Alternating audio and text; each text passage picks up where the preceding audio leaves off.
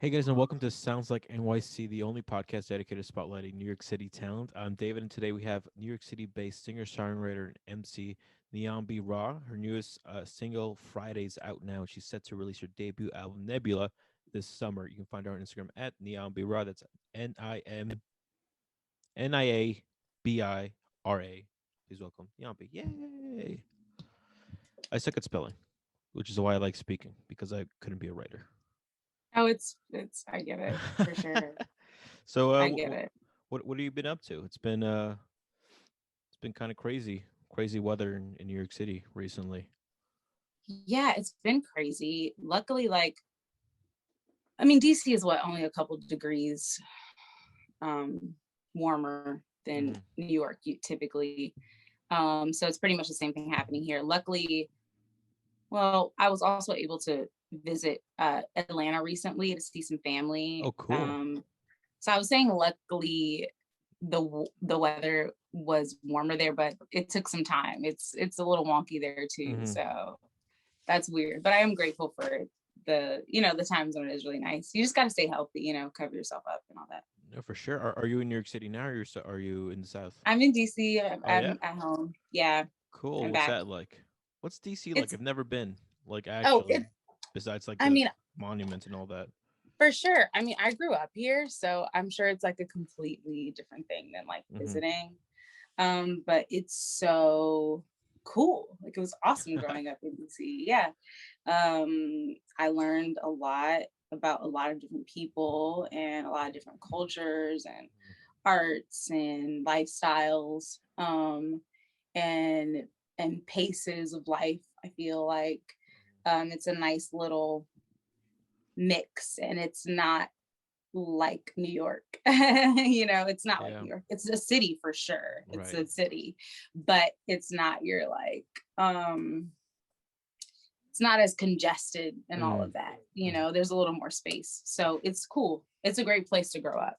I've always wondered if it's like I know you said it's not like New York, but it's like New York in the way where like, oh, when we think of DC, we think of like monuments. Like when people think of like New York City, they just think of Times Square. Is it sort of like that over there too? Like there's just like a whole bunch of like DC that no one really just pays attention to because it isn't pretty to look at. Oh, absolutely. But I mean, I feel like I'm gonna like slightly correct that because I feel like people do pay attention when they know it's there. And I feel like it's Okay. great to look at. Like Yeah. all there's so much to look at that isn't the monuments and Yeah, the yeah. normal Well, you know DC what I stuff. It's mean. Like people don't like no, when I it comes to New York, they don't yes. come for like I totally know Brownsville. what They you come mean. for yeah. And yes, absolutely.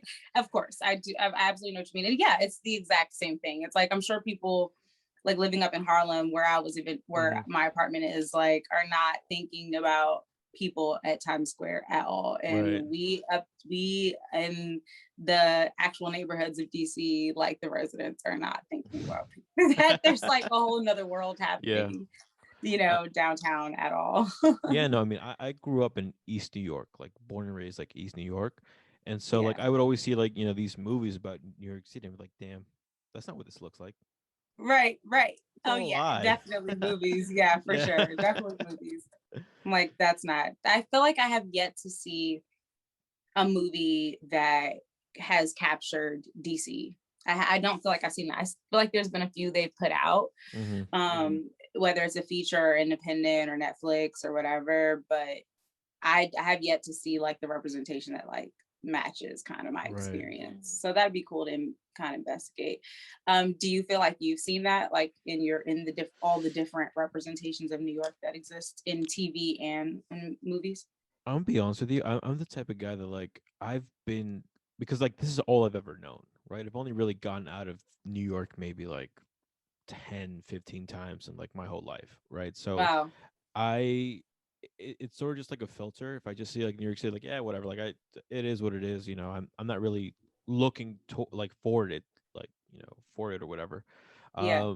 I've tried to be different recently and really take time and sort of like I guess appreciate the city that I'm in because like not everyone has you know whatever like the circumstances to live here or have grown up here and see all the changes that have happened. So I'm definitely like being a little bit more is cognizant of like, you know, the city in itself. So I wouldn't be able to tell you. I also have a very short attention span when it comes to movies. I'm the type of guy who would like walk up and just be in the middle of a movie theater just because like you know I just I I'm bored. I And it get could be a that. great movie. I just I don't know. I'm just I get that. wired differently, I guess. I get that for sure. No, I get that. I get that. What speaking of which, like, what's the art scene like in DC? Like, I don't really know much about it. I mean, I haven't been, I came back here with the pandemic, like, and I Uh-huh. was in New York for the past 10 years. So I could like tell you about the art scene in New York. Yeah, But okay. like in DC, I mean, I can tell you kind of how I see things as an outsider with some like insight on the inside, some very Mm-hmm. minor. I mean, I don't know. I really don't even know that it's appropriate for me to speak on it because I haven't been here in so long. Mm-hmm. But it definitely feels more like competitive than in New York in a way. Really? I know that sounds weird. Hmm. Yeah, I mean, New York's definitely competitive, but I found myself in a lot of very supportive artistic environments um living in New York City. Just in different jams. And I mean, you know, we have to remember like there's space for like everybody in New York. For sure. And there's space for audiences for everybody in New York. I mean, Mm-hmm. that's the reality. Like, I mean, truly, I mean, really living there, it's like, yeah, there's a space for everybody. So it's yeah, it's strange that, you know, to say that it's more competitive here, but it's like here, I just feels like there's a sometimes like there's a I don't know, a small funnel or something, you Mm-hmm. know, of people trying to get through or, you know, making their way out, you Mm-hmm. know. I mean, and you don't hear that many artists from DC. I mean, we know Wale, we know Gold Link, and I'm kind of going in an order because there's like Wale, there's Gold Link, we have, I mean, Odyssey for the folks that know Odyssey. We have Ari Lennox, and who I actually went to high school with. Um, and I feel like who else is like repping DC that's an artist? I know there's more like I know like Chief Keef. Like I mean, I bet I'm just like on a really really big level. So I think that speaks to kind of to how it feels here sometimes. Like yeah, and it feels Yeah. competitive. It feels Yeah. competitive. It feels like there's a little more judgment. No, for sure, because I guess everyone's just trying to make it out. You know what I mean? And trying to get the Yeah, attention just because in New York City, I mean, like, it's super easy to get attention with just everybody around. It, you know, you for have to really sure. try to, I guess, do something really interesting to get that to Yeah, happen. yeah, yeah, and really be like accepted for it. Uh huh. So yeah, I feel like that's how I feel. So, but I love where I'm from, and it's a totally like um had a great effect on my musicality and how I approach music, how I feel about music, how I feel about live music, the artists that are around me, the people that I work with. Hmm. So, you know, it's a very artistic place. It's so much happening here. Like, Right. let's put that out there. I just mean, maybe, you know, particularly speaking to, and I can't speak to the jazz world or anything, but kind of, you know, speaking to the, I don't know, more hip hop Hmm. world. Um, there's Mamuna, Yusef, Mumu Fresh. I mean, she's making waves. She's been out for a minute though. So those are kind of like our top artists. Hmm. But that's kind of the difference here, you know? It's like New York, you can get on the stage, Yeah. man. You can get on the stage in New York. Well, You can get on the stage. there's no stages on DC, is what you're saying? Oh, there's several stages. I just mean I feel like it might be a little harder to make your way in Right. sometimes, you know. I get that. Sometimes. So that's Right. my perspective, you know, or yeah, I just mean there's so many stages in New York. Uh Someone huh. whether it's of the stages in Brooklyn, of the Right. stages in Manhattan, like you know, like, I mean, you might and get that's on a because stage and not even notice it. yeah, for sure, absolutely, like legitimately, Yeah. you might be out and didn't even know you were going to end up on stage that night. I mean, that's New York, man. Like, that's New York. It's so many stages, and every venue needs people to perform. So, well, we got people. We got too many people. Some might say it's true, right? I guess, yeah. I mean, I've not maybe, but I think I've also been fortunate, you know, in some ways with the music scene in New York too. Just like before the pandemic, I had two awesome, I mean, all of my gigs have been really awesome, but like I got to play Brooklyn Bowl, and I played Groove in the West Village. I did Groove, and then I did Brooklyn Bowl. But both of those shows, they reached out to me to come perform. Wow. Like, and that's like sick, you know. Now our band has been like out there, been like grinding, doing our thing. Like, we've hit a lot of venues, etc. The Black like, Stars, right?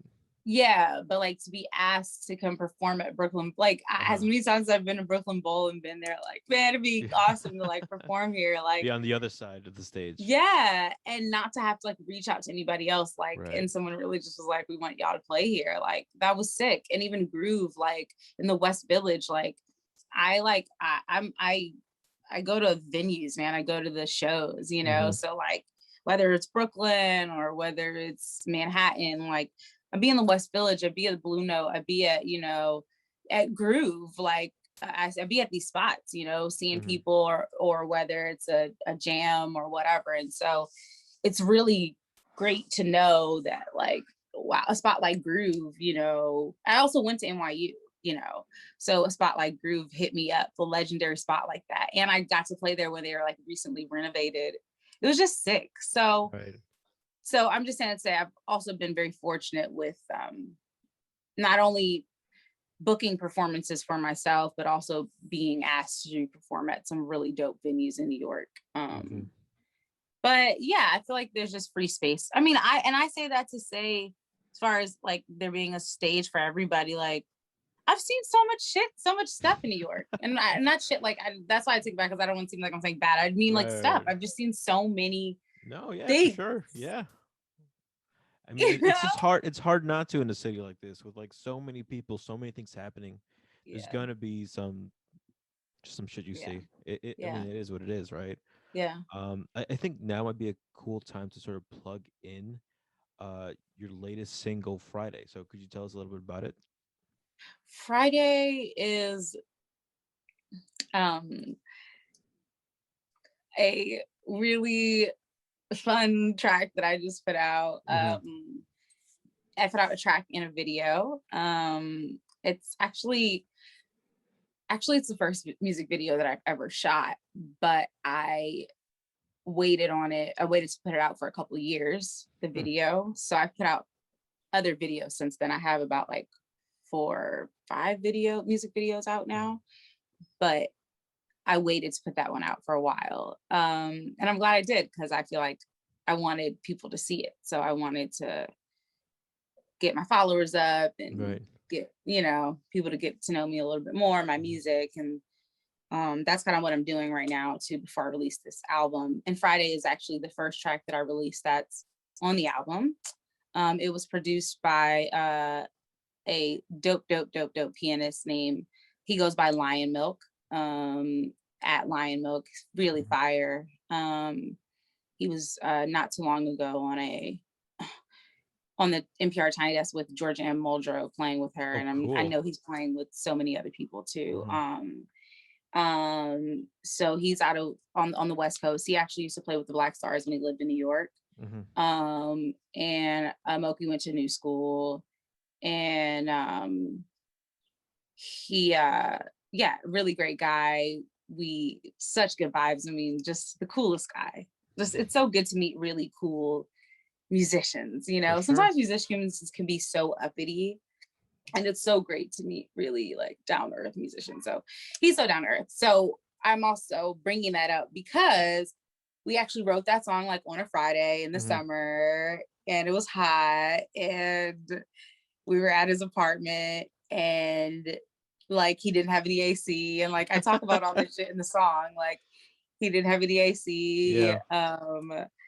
And yeah, it was just such a vibe. We just made it from scratch. I mean, he kind of, showed me his ideas, and then we just kind of like put it together. Told him some stuff I was hearing, and it really represents the vibe of Friday, the frequency of Friday, and you can capture that frequency really any day or moment that you want in your life. You just gotta just capture it. But Friday is for sunshine. Exactly. The nighttime got me hazy.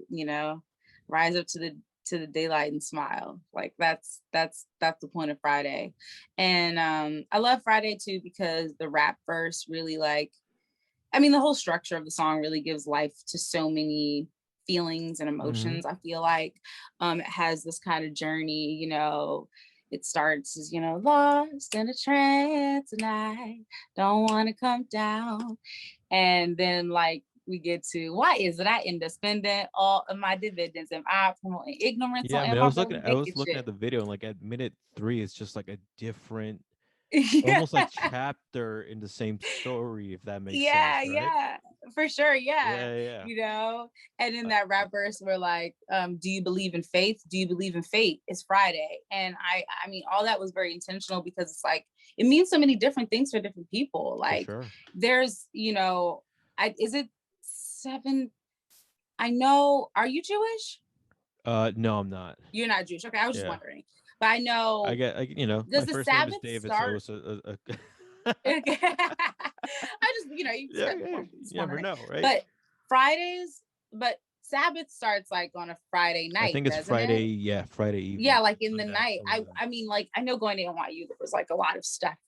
I know Friday night meant something into Saturday, right? So I know New York that thing. means for sure. In general, Exactly. Yes. Doesn't stuff start closing like B&H? They like close. B&H is owned by Jewish people. Yeah.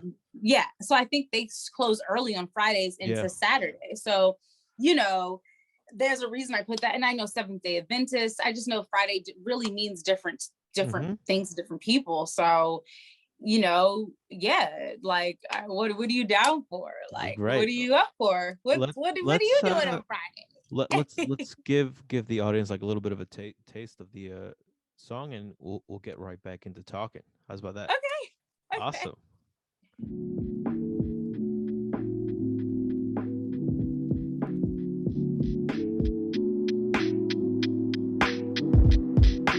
Lost in a trance and I don't want to come down. Give me the chance and I'll take off the ground. Friday is for sunshine, the nighttime got me hazy. Rising to the daylight and smile. Radioactive frequencies take over. Stealth you the vacation for the day. Trade my clothes for wings on both my shoulders. Music is my fuel to fly away. Why is it I end up spending all of my dividends? Am I promoting ignorance or am I really making shit? Am I really slaying it or simply just parlaying it, playing with it? George always wanna have it. Looks like it was a fun video to make. Yeah, it was so fun. It took so long. That was my first video too, which was crazy. It took all day long. And it was the guy who did Mary. So we did Friday first, and then he also directed the video Mary that I did. His name is Tyler B. And my homegirl Ayana Parker Morrison, she produces all my music videos. We went to NYU together. She produced it, and I had my homies in it, and it was just a vibe. Like those are my like best friends that were in the video. Like you'll probably see them in other videos, which you probably have already. Like, yeah. I mean, I'm pretty sure it's like better to have friends on your music videos. You don't have to pay them as much. Just give them a couple beers or something. Oh, yeah. Oh, that's so funny that you say that, because that night it was literally like, hey guys, choose this video. Like there'll be pizza and beer. That was the incentive. That's all we need. That's all we need. So it was my socials. It doesn't matter. Like it was a really fun and the video. Let's do it. Yeah, the looks were fire. The makeup was fire. Like that first look is just beautiful. I feel like that like shot, which is the Yeah. cover, but animated like with me with those records, that's some like timeless shit. You know, that's some shit you And want to like like. the color grading on it like adds so much to the actual story too. Thanks. It's really really well done. It's all intentional. It's all intentional. So thank you. Yeah, no, for sure. Thank you. When it comes to like making videos, you know, like I'm just like genuinely curious, like how does that come about? Like, what's the sort of like process to that? Yeah. Videos are like the funnest thing ever because like as the artist, like you made the song, it's recorded, like all that stuff is done. Like Mhm. now it's really the director's medium. Of course, you can have a part of what's happening. You can be a director in what you're doing, of course, but Right. I feel like you really get that space, and I'll speak more towards for me. I really have that space to be like, this is my song. What I have, the process that I use is that I actually kind of start with the videographer. I start with somebody. I'm like, that videographer, I have to work with them.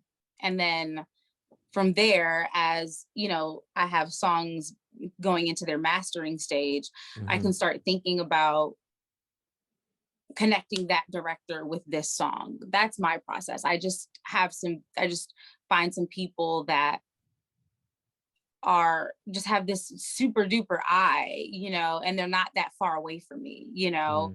And I'll talk about that too, as far as just like the one of the tips later. Like they're not that many degrees of separation, but they're doing fire work, you know. Yeah, for sure. So that's kind of where I start. Of course, you want a video for your songs, you know, that's kind of gonna that so that is a thing. It's that is the step in itself, of course. Like, but that's kind of a given, I feel like. How do you pick the song though? Well, yeah, I think that so the last video, I shot a video actually in Mexico, in Tulum, in February. And that was actually one of the most interesting processes of a video, which is not the ideal process at all. And I don't feel bad about the process because it just kind of is what it is, because it has a great outcome. But that process in particular, I've worked with that director before. She did C2B. We went to NYU together. She's super, super, super fire videographer, filmmaker. Her name is Chelsea O, and her company's Chelsea O Productions. And I was visiting down in Tulum, and she is living down there right now, right? So I'm like, okay, like, well, you know, like I was in Mexico not that long ago before that. So it's like, I got to get some work done. Like, you know, this videographer's down there. She's so fire. I have to work with her.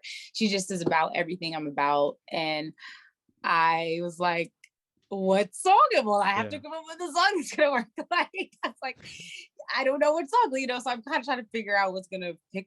I'm in Mexico, so it really needs to like, I need to make the most out of that. Like, what songs? So I kind of fumbled through some songs and thought, and this was the issue though. It's like picking the right song that will match that environment, and then also like after picking that song, like deciding, okay, like how do I want this to be like represented? So with her, like how do I write the representation of the song, excuse me. And then also, is that song finished? Is that song in its final stage?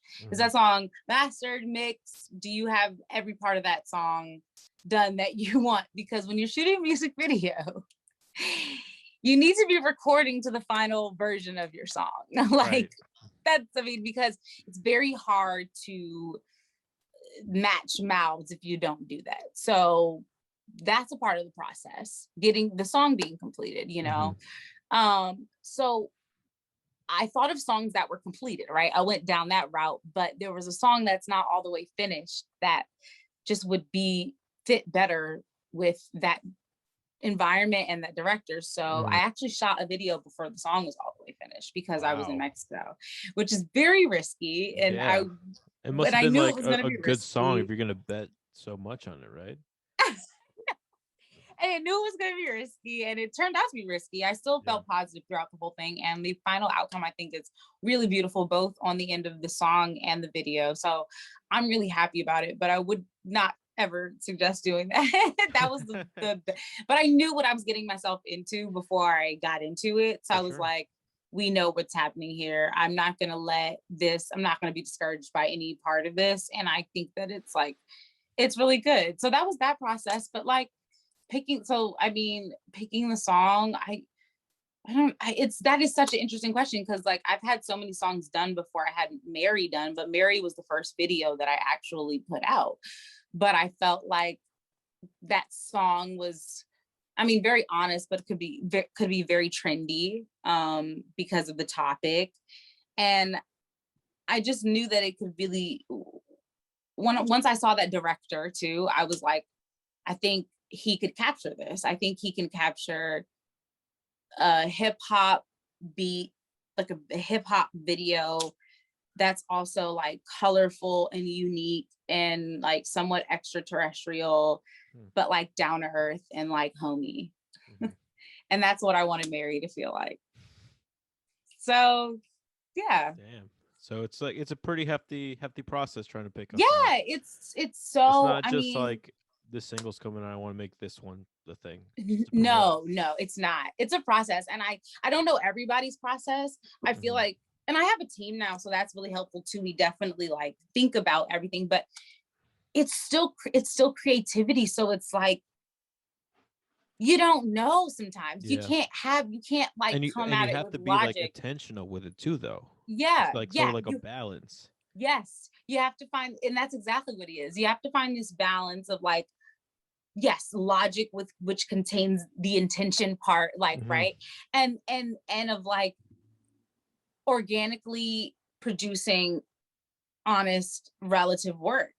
Because you can make a timeline, but if you don't have the song done, right, what does it really matter? And you can say that, yeah, well, I need to get this song done by then, so I'm going to get the song done. But maybe the song is not done.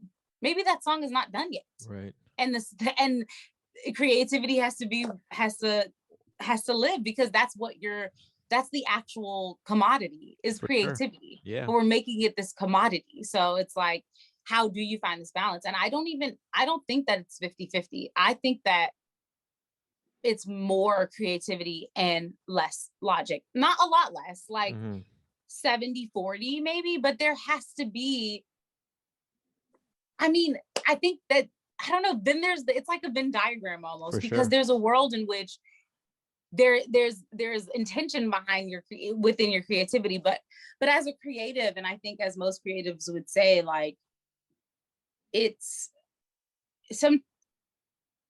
you can't force it.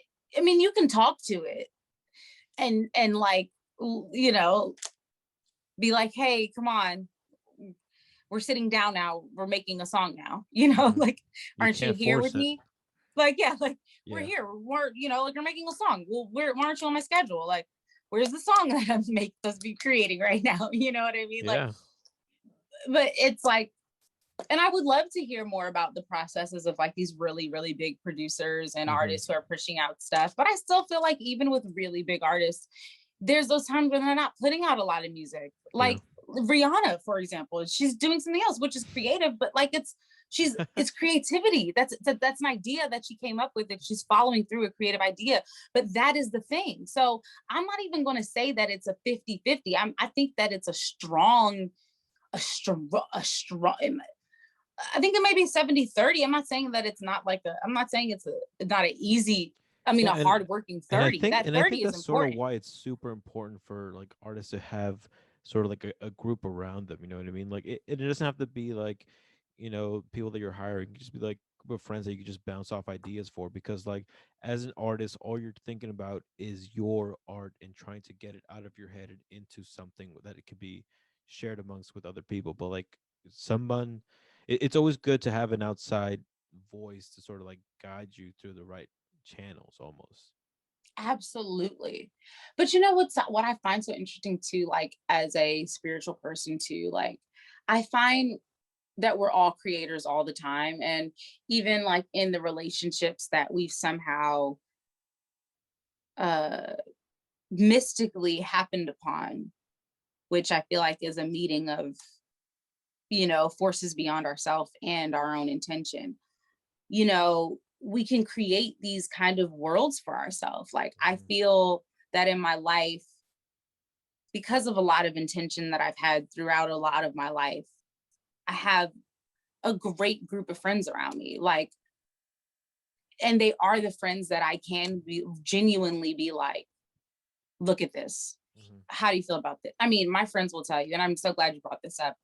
My friends will tell you, like, so I have my like team, my management team, but my producer for all my videos is my friend Diana, my homegirl, like who I used to just like smoke blunts with at Right. NYC, like in her apartment, you know, For like my sure. homegirl, just like Right. politics, you Yeah. know. So, but because where we are and what we've wrapped ourselves up into as far as how we speak to each other and our vision, I trust her so hard. Like, yeah, it's my stuff, but nothing gets put out really. I mean, maybe some Instagram posts, but nothing gets put out without like, hey, can you look this over? Hey, can you please, what are your thoughts Right. on this? Like, Mm-hmm. at all my sets, you're going to see the same people, my best friends who are creatives. That's not by, you know, that's not by accident though. Right. You know, that's why I just want to put that there too. I don't know what everybody's circle looks like, Mm-hmm. but being intentional with your whole life so that you can, and being a creator, a conscious creator in your whole life, so that you have people around you that can be supportive, truly supportive, and not just like doing a good job. I mean, supportive, like, hey, I know your vision, and I think that for that font's not going to work, or that part of the video, this needs to be more of a story, you know, that type of like vision, that you can create a world where other people are sharing, are enrolled in your vision as well. And my friends help me with everything. They're on all my sets. They're always around, and it's very important. How was NYU? Like, was it worth it? How is NYU, man? When you say worth it, like what, worth the money? Yeah, worth the money. Is that what you mean? Yeah, it's fucking expensive. Yeah, man, it's expensive. NYU is expensive. I mean, it's got to be like, it's got to be worth it. Like, I don't know, a lot. It's got to be worth a lot to, you know, make it worth it. That's what I'm saying. Yeah, I had a fire ass time at NYU. Yeah. Yeah, it was a wild ride.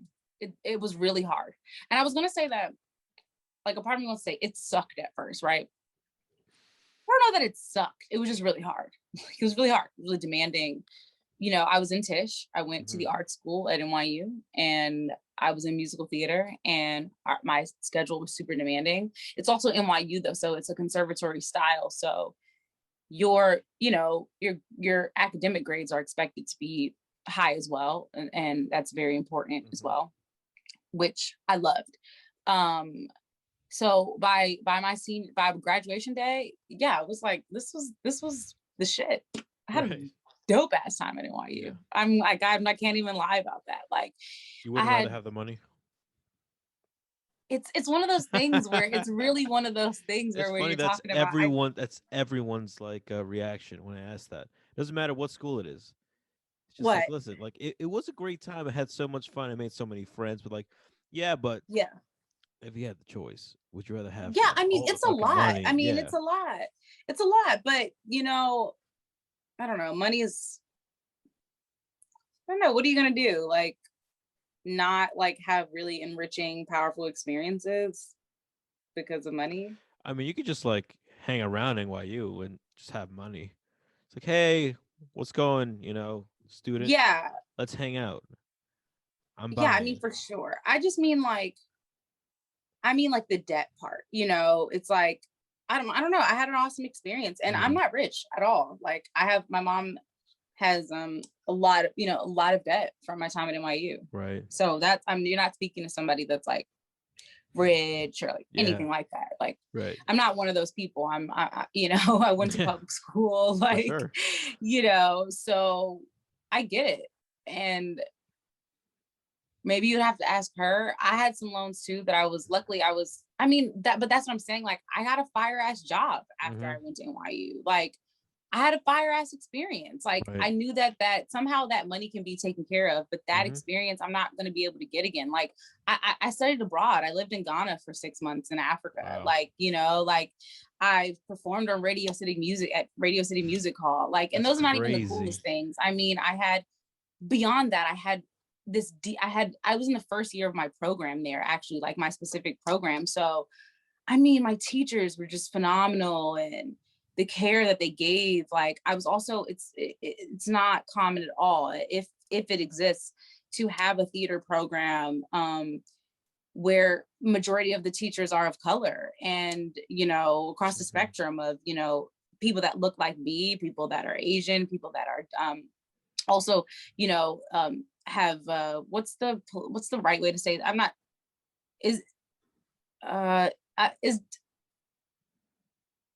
physical I'm trying to be PC. Yeah, Disability, is that the right? yeah. Am I I supposed mean, to say listen, like disabilities? I'm from Eastern Europe. Okay, Like, I it's just swear shit. Yeah, myself. yeah, yeah, yeah. Anyways, you know, some of my teachers, like, I've had teachers with physical disabilities, you know, Right. like I had this really enriching experience. I mean, Bope's library is like a 12-floor library that's open 24 hours.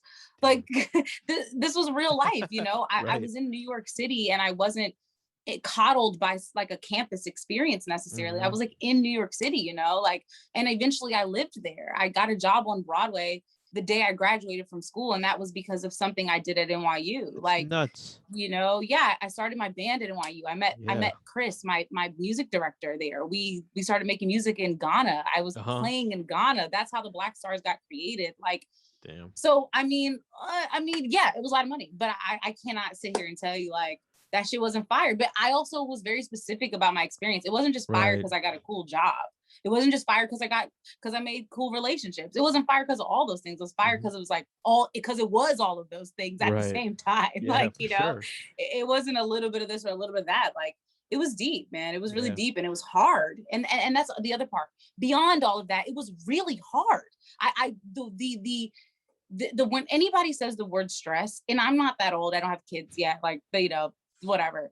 But whenever anybody says the word stress, I like when people ask me, like, even when my therapist asked me to this day, like, you know, what's your stress level? Or like, you know, we talk about stress.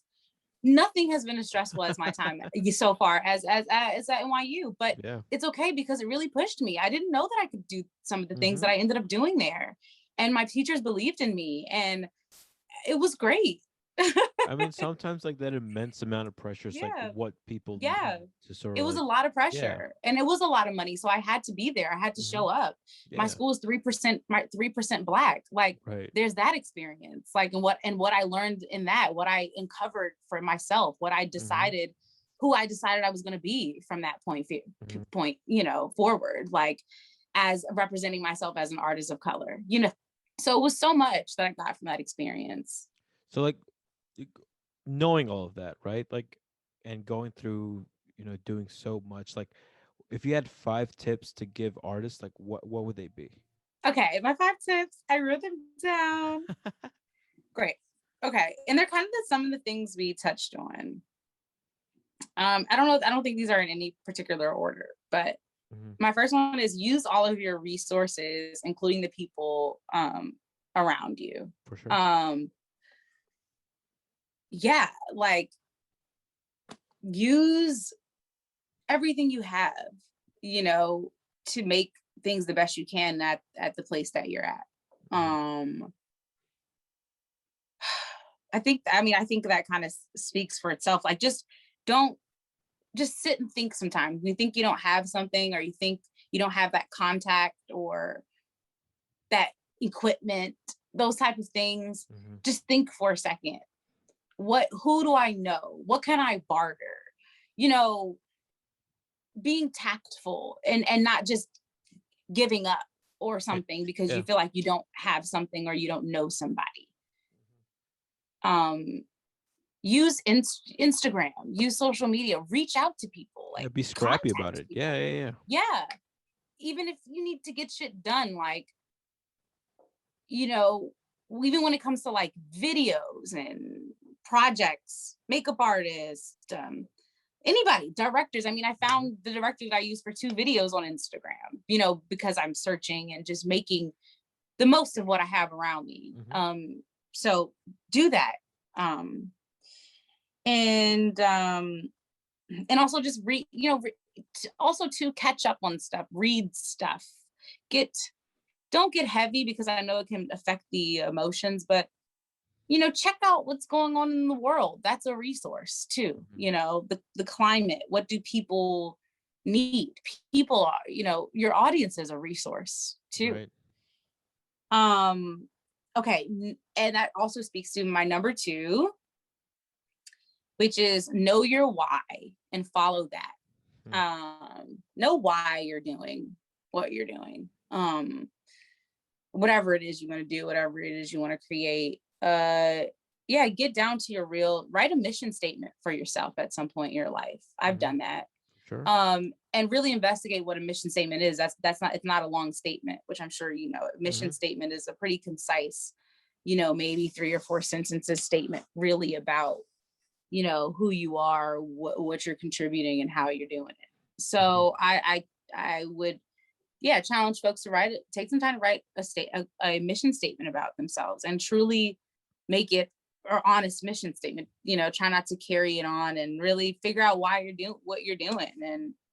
And if you hold on to that, you know, you won't be defeated, and you'll also know which way to go, because sometimes you're going to be faced with a lot of decisions. I'm facing a big decision right now in my artistic and business life, and I am having to connect to that. Why am I doing anything that I'm doing? And therefore, which way should I go? For sure. Okay, number 2. So that was number 2. So now we're on number 3, which I kind of touched on number 1, but make things as best as possible from where you're at. This includes training. So, man, like, I was working on Broadway in the Book of Mormon, and I was very grateful for. And you know, for myself, I was really committed to investing in myself. I was getting paid very well. But you know, I was very committed to using that money that I had to make music, to make videos, to get my album done. Like, so I didn't have to do a lot of crowdfunding necessarily. But that was my intention. You know, I was getting paid from this job, but I was using a lot of that for that, you know, that was my big investment, was just my equipment, all of those types of things. The people that I was working with. And so, no, I wasn't making the most money in the world, but I was making a good amount of money. And, you know, I said to myself, okay, I mean, it wasn't like a long conversation, but, you know, everybody has different things that they spend their money on, you know, if they have, you know, when they have their money, you know.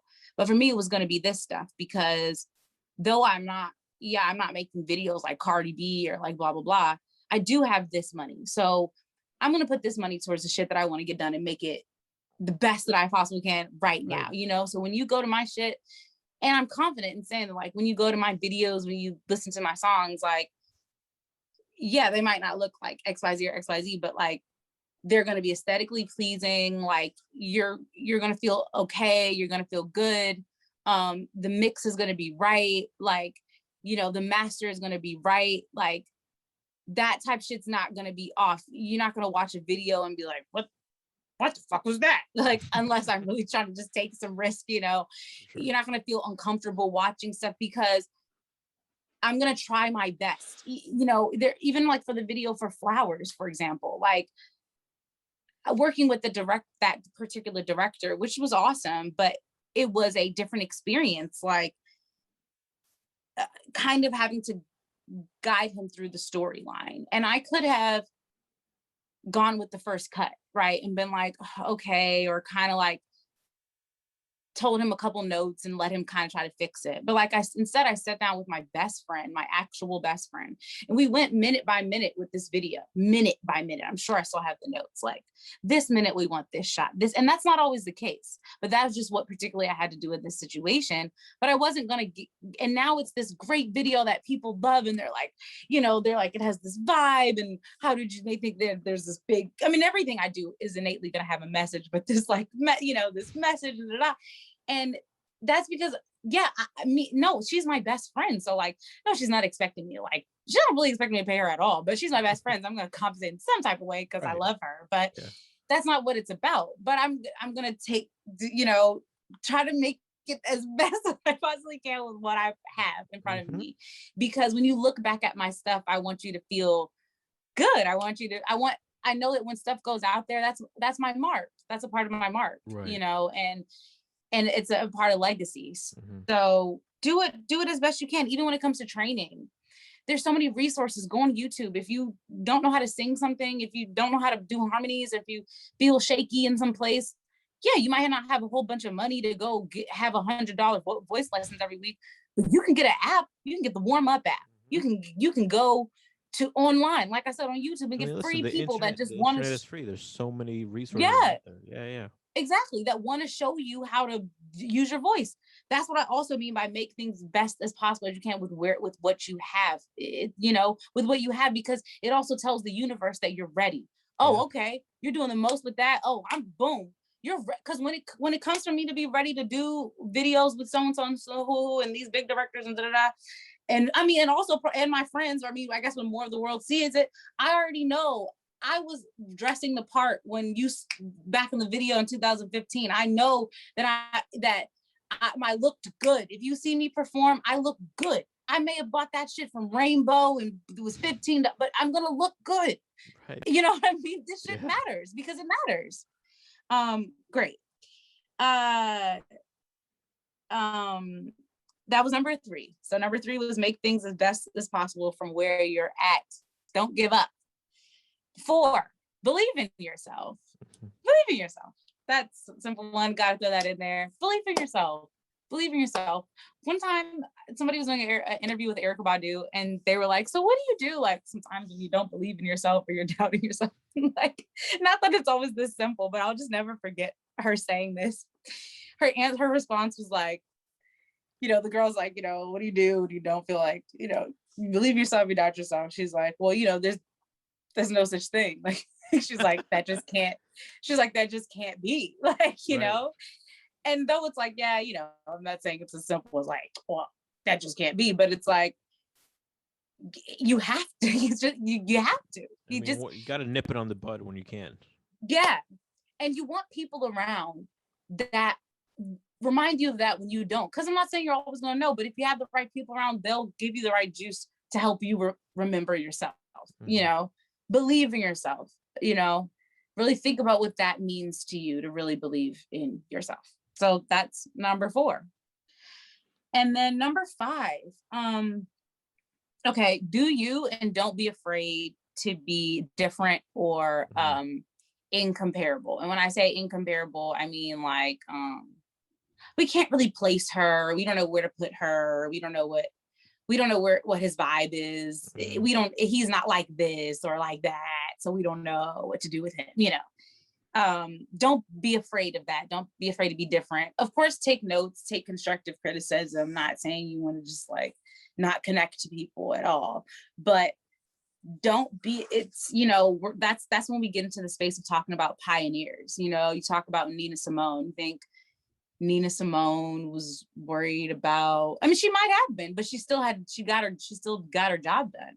There was probably a lot of things she might have been worried about, but she still did it, you know, with all of who she was, you know. We talk about Bob Marley. Listen to Bob Marley. Bob Marley was way beyond his time, things he was doing musically, like, you know, but he had to stand in who he was to do, he couldn't be looking around to the side like, well, do I look like that person or do I look like that person? You know, even speaking in the musical theater world, you talk about somebody like Audra McDonald, like who decided to be a Black woman, taking the music, taking classical voice training to musical theater, which is yes, you do have some classical training there, but that's not like an operatic space, you know, necessarily. So, but Audra McDonald is who she is because, you know, she didn't let it stop her. Like, well, she's not doing that and I'm not doing that. So and she's not doing that. So I guess that I shouldn't do it. That's not it. You know, you want to be a pioneer in what you're doing. Like, look at Rihanna, there's so many people, but think of the people that you just love the most as artists. And you're like, oh, but I see what's going on here. Like, you weren't trying to be looking at who was next to you and trying to do that necessarily at all. Trying to think of some others. I'm sure there's plenty. But yeah.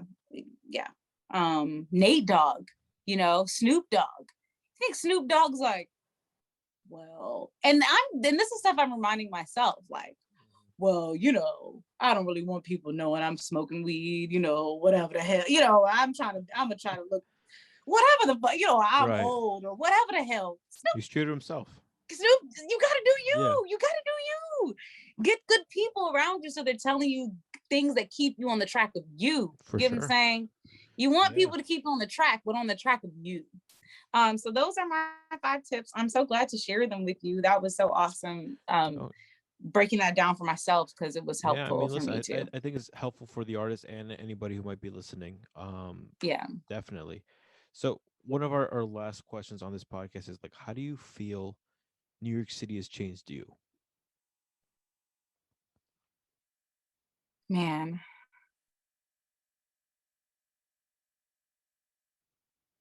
This is probably the first time I feel like I am like acknowledging, or it happens, but like really having a moment. My first thought was just acknowledging like,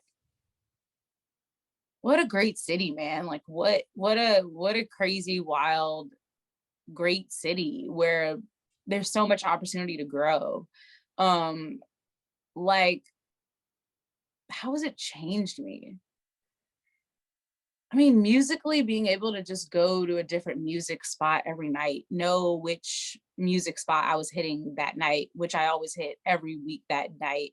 And I see those same people and we build a relationship, like, and you eventually are on my album, like, and then I have the best fucking people ever on my album because I was like hitting up that spot every week, you know, like that's some dope shit. Like that's New York, man. Like that's New York. Like going solo.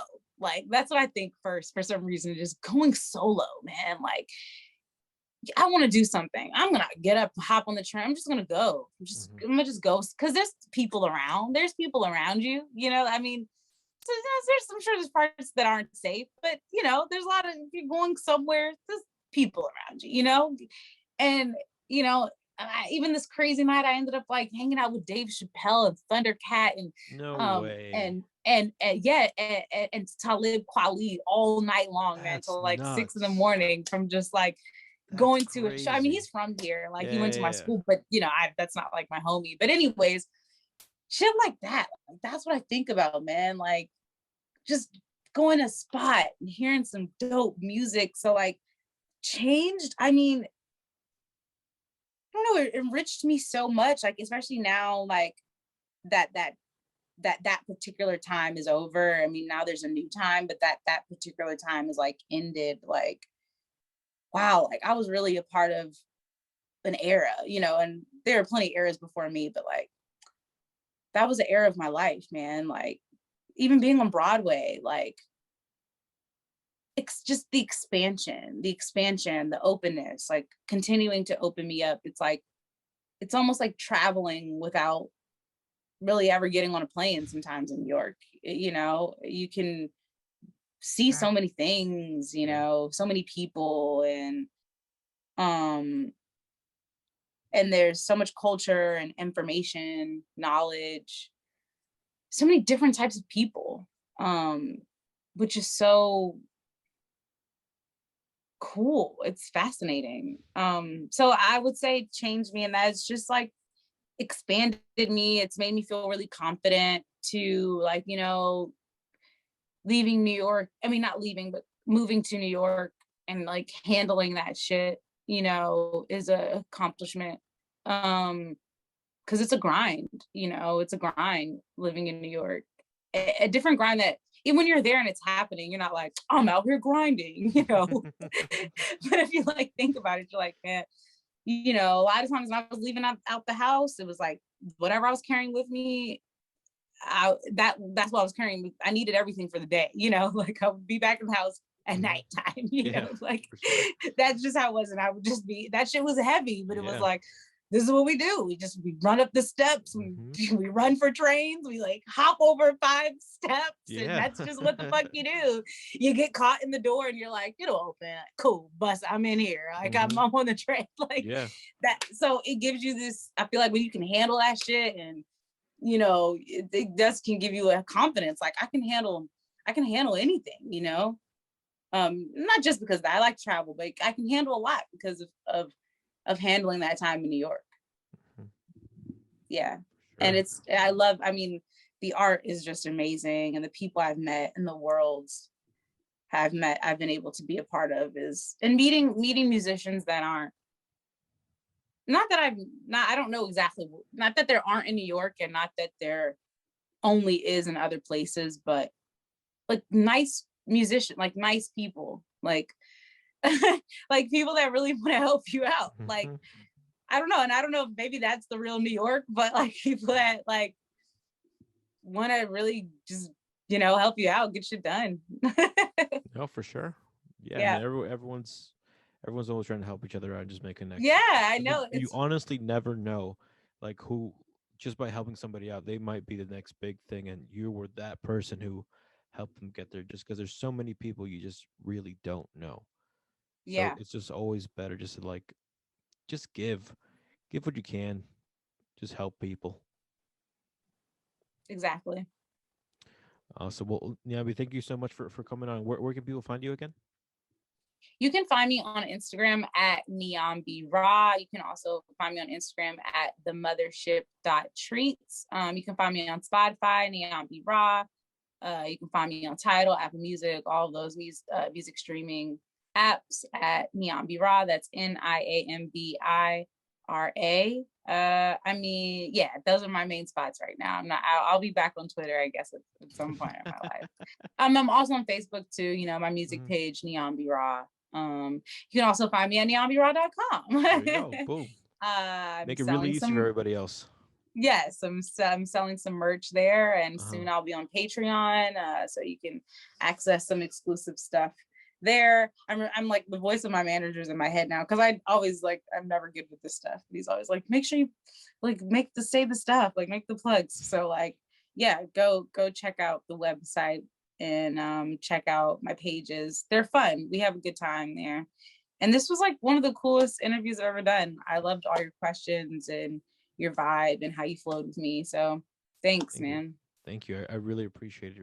I appreciate you coming on. Yeah, this was really awesome. Yeah. So peace, man. I'll see you soon.